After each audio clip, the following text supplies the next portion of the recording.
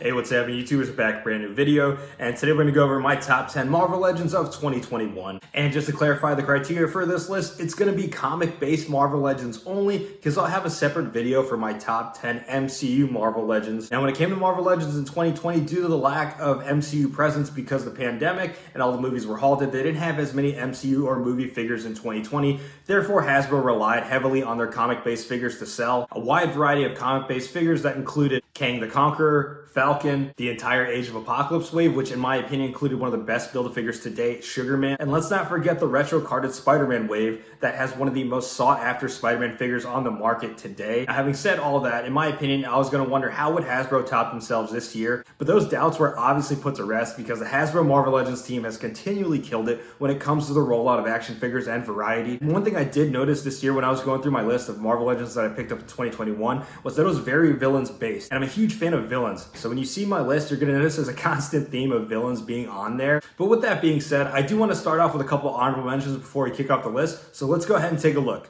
Alright, so these 5 figures are the ones I wanted to give honorable mention to that I couldn't put in the top 10, but still wanted to give recognition. And the first one I want to start with is the first wave that came out earlier this year. It was the Stilt Man Build-A-Figure. This thing was pretty crazy and silly and stupid, but I loved it because it's a character I didn't think we'd ever get. And plus, a lot of collectors out there got real creative when it came to Stilt Man because the pieces that came with Stilt Man's legs was the hand ninja. A lot of people were army building it, so what you would see on Instagram or social media was a bunch of people doing the Stilt Man challenge where they kept connecting the legs on there, and I think one was as tall as some guy's barn door. It was pretty crazy. And the next figure I wanted to give a highlight to, an honorable mention, was Psycho Man, which was recently released from the Fantastic Four retro carded wave. Now this thing is brand new tooling and pinless technology, and it looks like it was pulled straight from the comics. I thought overall it looked like a great figure. Not good enough to get in the top 10 list though. And after Psycho Man, the next figure I wanted to give an honorable mention to is to Dormammu from the Zenmu Build-A-Figure wave. Now this figure is great for collectors who are new to the game that didn't get the Dormammu Build-A-Figure that came out a few years ago. Even though that one's a different version of Dormammu, it's still nice to have a classic version. And this is going to look great with the classic Doctor Strange Walmart exclusive that's coming out next year. It's also new tooling and all pinless technology. The only thing though is I believe the original renders they showed for Dormammu's head at PulseCon last year was different colors, and I don't know why it got changed last minute, but then again, they were digital renders, so whatever. Still a great looking figure of a classic character, yet not good enough to get it in my top 10 list. And following Dormammu, the next honorable mention I wanted to give is to Armadillo, the Build-A-Figure that just came out recently. It was packaged with primarily Spider-Man No Way Home figures. It's a great Build-A-Figure in my opinion, just not good enough to get in the top 10. It's a good character. It's good to have another hulking, like big character to have in your display. The only thing is I do wish they would add a little bit better articulation. In my opinion, it's lacking in that. But anyways, it's still a good figure. I think deserves recognition. The last figure I want to give honorable mention to before we kick off my top 10 list is the Shriek figure. Now the thing is, admittedly, I didn't know anything about Shriek until I saw Venom 2 Let There Be Carnage, and then after I learned about the character through the movie, I also researched her up a little bit in the comics as well, and I'm glad Hasbro's timing was perfect when releasing this figure. It's more so, though, I'm excited about the engineering and the future reuse of this buck, because it's double jointed elbows, pinless technology, so I'm already imagining Hasbro reusing this buck for future Marvel characters, hopefully like a Storm or potentially Jean Grey. I don't know. It's endless what they can do with this buck, so I'm stoked to have this. And kicking the list off at number 10, we have Marvel Girl from the Tri-Sentinel Build-A-Figure wave. Now, even though this isn't based off the classic Marvel Girl, it's more so based off the House of X Powers of 10 comic book run. It's still a much needed upgraded Marvel Girl from the one Hasbro released back during the dark days of Hasbro Marvel Legends. But it's a much needed upgrade, and in my opinion looks very good. She can display well if you wanted to have a classic Marvel Girl, so you can put her in display or toy photography shots. But in my opinion, this is a much needed upgrade. The only downside is I wish they would have actually sculpted the boots on there instead of just painting it on. But still a dope figure and dope upgrade. Good enough to get its spot at the top 10 list. And coming in at number 9, we have Lady Deathstrike, another character that needed an upgrade from the Toy Biz version. Aesthetically, it looks way better, and it's also using pinless technologies at the legs with the double jointed knees. It's brand new tooling. The only thing is I wish it did have double jointed elbows, but I understand why they didn't go that route, because aesthetically it would have looked weird considering she's wearing those baggy clothes. And also, in a year where they gave us that Wolverine 5-pack, if you have that, this figure most certainly complements it, considering Lady Deathstrike is one of Wolverine's biggest adversaries. And coming in at number 8, we have Marvel's Mr. Hyde Build-A-Figure. Now, this wave consisted of primarily Shang-Chi figures, along with 2 other ones, the AI Tony Stark figure and the Civil Warrior from Marvel's Contest of Champions. Now, this is, in my opinion, is one of Hasbro's best Build-A-Figures of 2021. That head sculpt is so impressive and looks like it was pulled straight from the comics. And coming in at number 7, we have Red Skull from the Zenmu Build-A-Figure wave.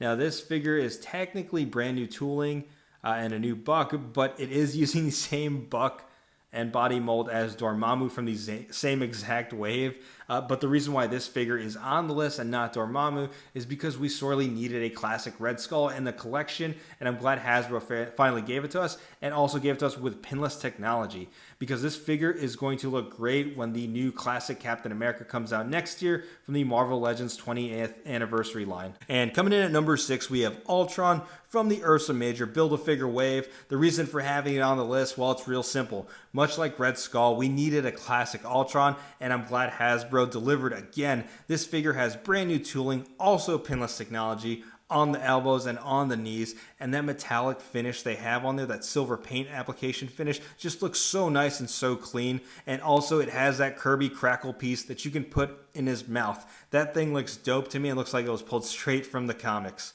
And coming in at number 5, we have Ironheart Riri Williams from the Ursa Major Build-A-Figure wave. This figure is amazing on so many levels. 1, we finally have an Ironheart figure.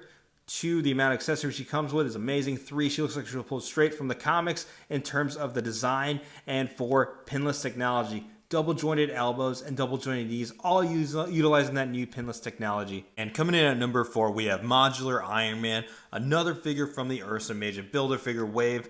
It is a brand new body mold, brand new tooling, and brand new sculpt, and it's also utilizing that pinless technology. Now, I was a huge fan of the Modular Iron Man suit, and I grew up in the 90s watching Iron Man the animated series, and the suit in that series was based off the Modular Iron Man suit, so it's cool to finally see Hasbro make a Modular Iron Man figure. It's such a dope figure, and dope enough to get a spot at number 4. And coming in at number 3, we have the Deluxe MODOK figure.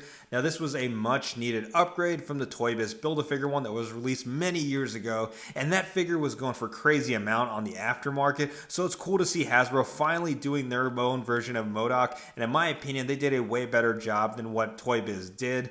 And also, you can actually get this figure on clearance right now on GameStop, Amazon, or wherever else for around the $30 price point. In my opinion, that's such a good deal, considering this figure is very well made. I do appreciate the assembly required when you first pick it up. And the cool thing is, when Hasbro released this figure is right around the time Hulu released their TV stop motion show about MODOK.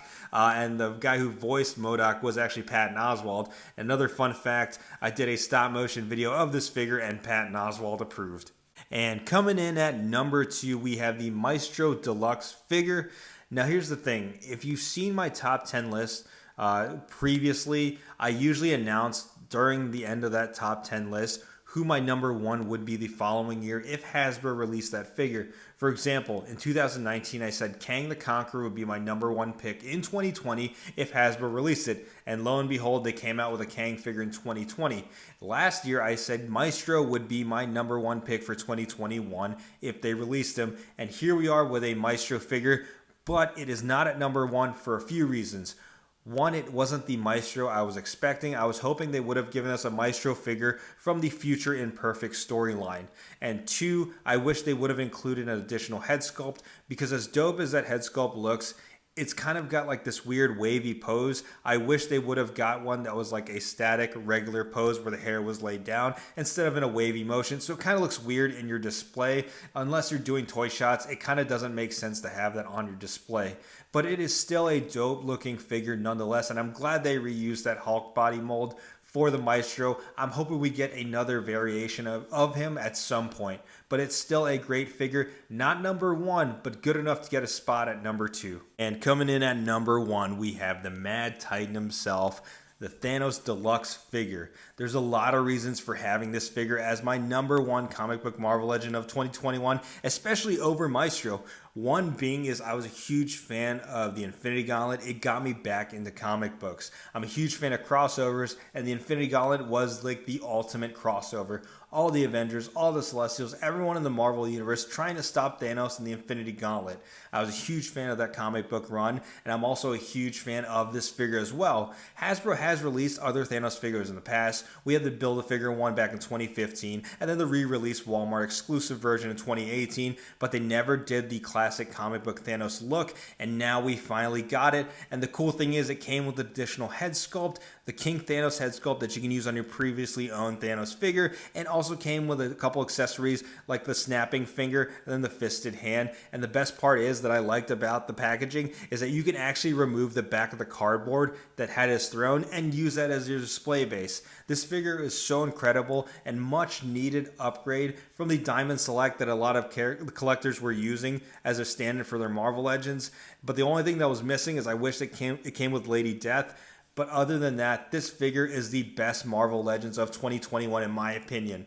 And there you have it, YouTubers, my top 10 Marvel Legends of 2021. When looking at my collection and my list, you can see this year was very villains heavy, but I'm not complaining because I'm a huge fan of the villains.